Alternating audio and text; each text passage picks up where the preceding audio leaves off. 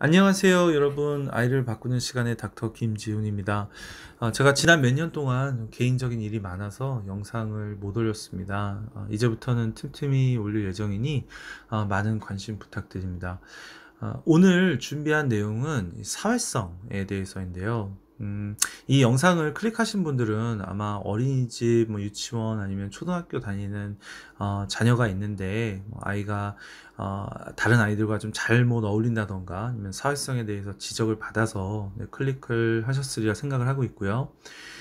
제가 이번 영상을 준비하면서 좀 많이 목표로 한 게 어떤 음식을 먹어야 된다, 먹지 말아야 한다, 뭐 이런 것은 아니고요. 이제 어머님들이 사회성에 대한 좀 근본적인 이해를 도와서 어떤 치료를 이제 해야 하는지 좀 가이드 역할을 하는 이제 그런 예, 목표로 이 영상을 준비했습니다.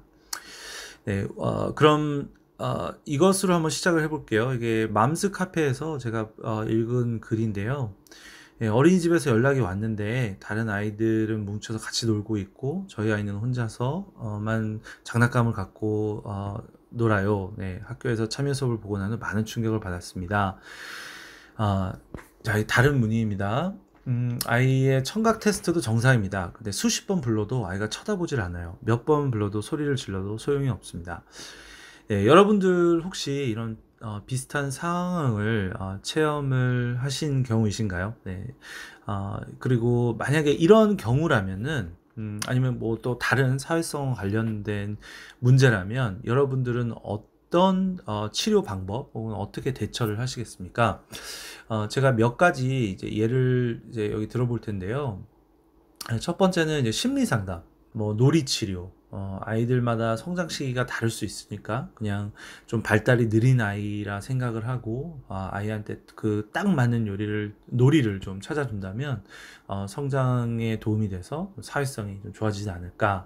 아니면 뭐 한약, 네. 아니면은 뭐 태권도 같은 운동을 통해서 뭐 사모님한테 뭐 특별히 좀 아이 그 사회성에 돕는 좀 운동을 아니면 좀 다른 아이들과 같이 어울려서 활동할 수 있는 거를 좀 이렇게 특별히 좀 부탁을 할 수도 있고요.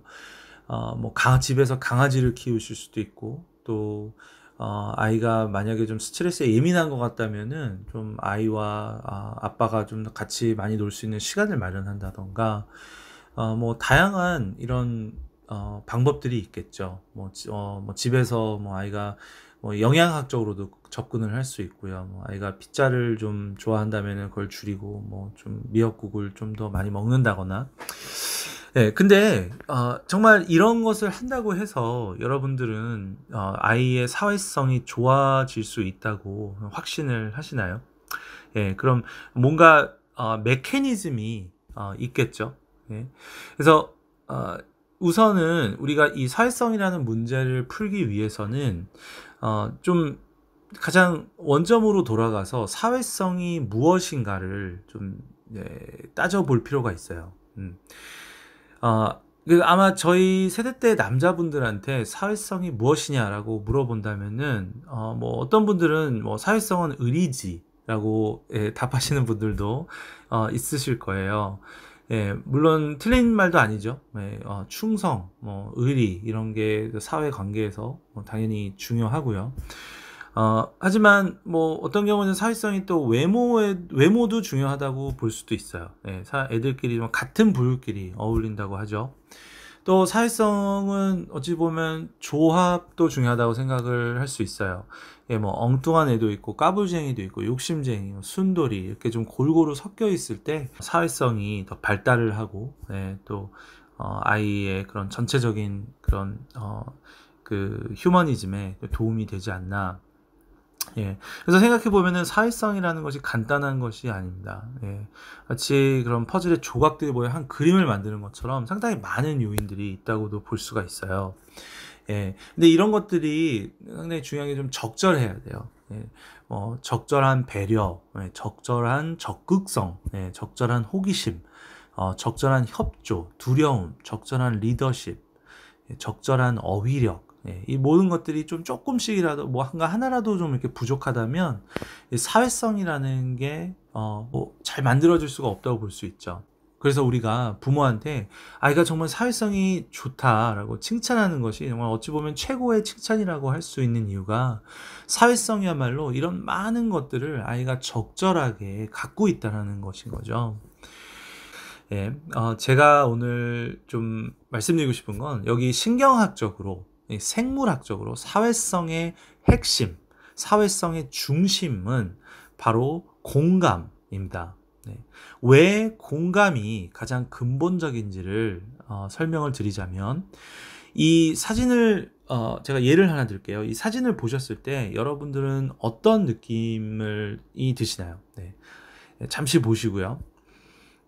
예, 김연아 선수가 이 당시 밴쿠버 올림픽에서 금메달을 수상을 하면서 느낀 그 복잡한 그 감정, 뭐 슬픔과 행복이 얽힌 이 감정을 여러분들도 이 사진을 보면서 충분히 느끼실 수가 있습니다. 이것이 바로 공감이라는 건데요.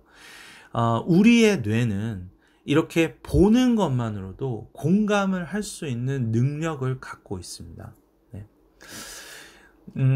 이 공감이란 게 실은 동정심하고는 약간 달라요. 네. 예를 들어서 뭐 아파트에 뭐 사는 친한 친구분이 뭐 아이가 학교에서 시험에서 꼴찌를 했어요라고 이렇게 울면서 말한다면 아이고 많이 좀 섭섭하시겠어요.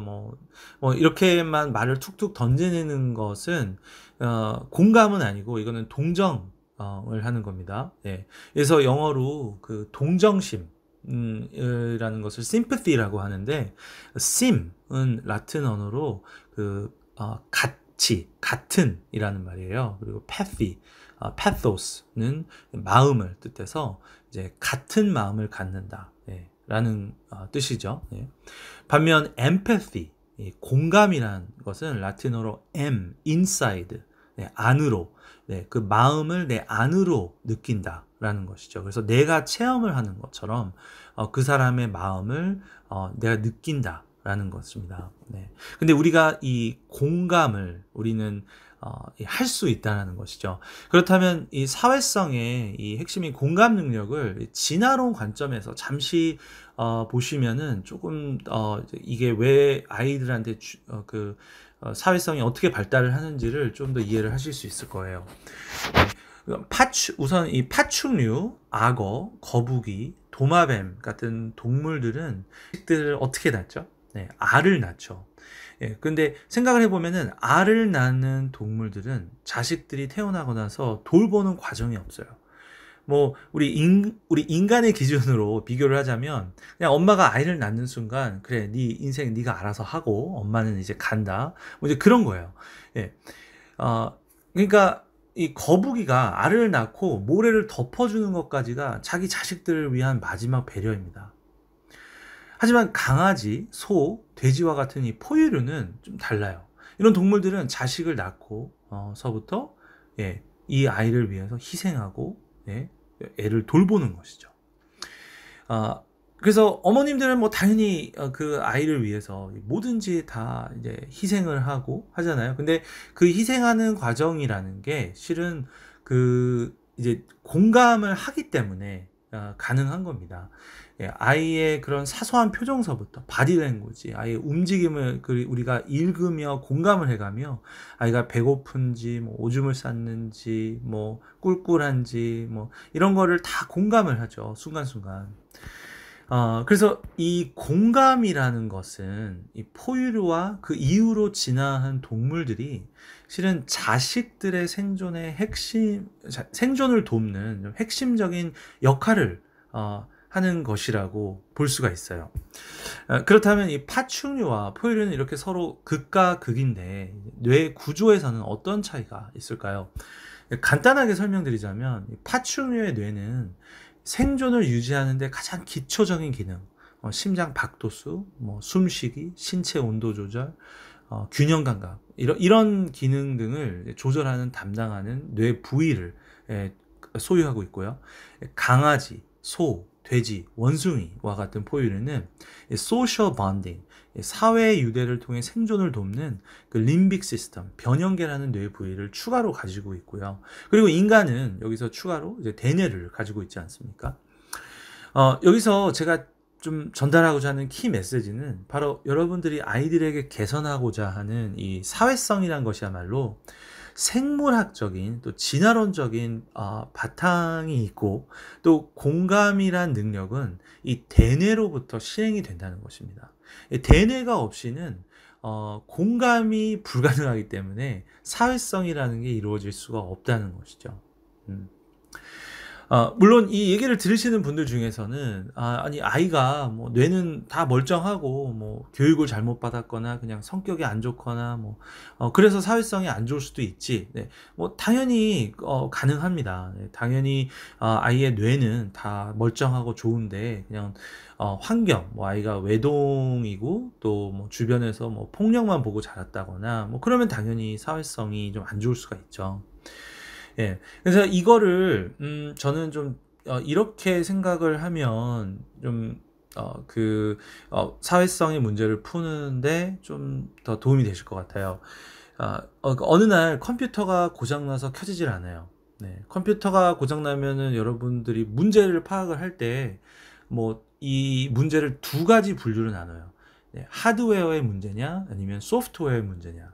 예, 만약 컴퓨터에 먼지가 많이 쌓여서 엔진이 망가졌다면 망가졌는데 뭐 소프트웨어나 바이러스를 헤매고 찾는다는 거는 굉장히 어리석고 시간 낭비인 것이죠. 마찬가지로 바이러스가 있는데 하드웨어만 점검을 하는 것도 시간 낭비고요.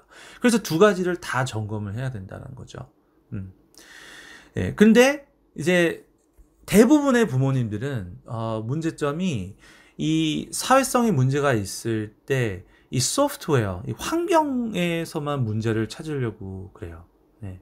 제가 상담을 하면서 느낀 점이, 어머님들이 뭐 주로 아이가 사회성의 문제가 있으면은 뭐 어린이집 선생님이 좀 경험이 없어서 아이들을 잘 다루지 못해서 이런 문제가 발생을 했다거나, 아니면은 좀 아빠가 뭐 좀 눈치가 없는 면을 아이가 좀 닮아서, 아니면은 뭐 아이가 그 상황에서 좀 스트레스를 많이 받아서, 좀 이런 환경적인 요인들이 이제 주 아이의 사회성의 결핍 문제로 이제 보시거든요. 예, 근데 이런 것은 어찌 보면은 그 문제가 있는데, 그 컴퓨터가 고장이 났는데 이것을 그냥 그 하드웨어는 보지 않고 단지 이 소프트웨어만 본다라는 거죠. 그래서 오늘의 영상은 여러분들에게 사회성이라는 것을 좀 더 객관적인 관점에서, 생물학적이고 또 진화론적인 관점에서 바라보는 것을 좀 소개를 해드리고 싶었고요. 이 다음 영상에서는 이 공감, 사회성의 핵심인 이 공감이라는 것이 뇌에서 어떻게 이루어지고, 또 사회성을 개선하기 위해서는 부모가 어떤 것을 해야 하는지에 대해서 이어서 설명을 드리겠습니다. 예. 지금까지 닥터 김지훈이었고요. 오늘은 여기서 마치겠습니다.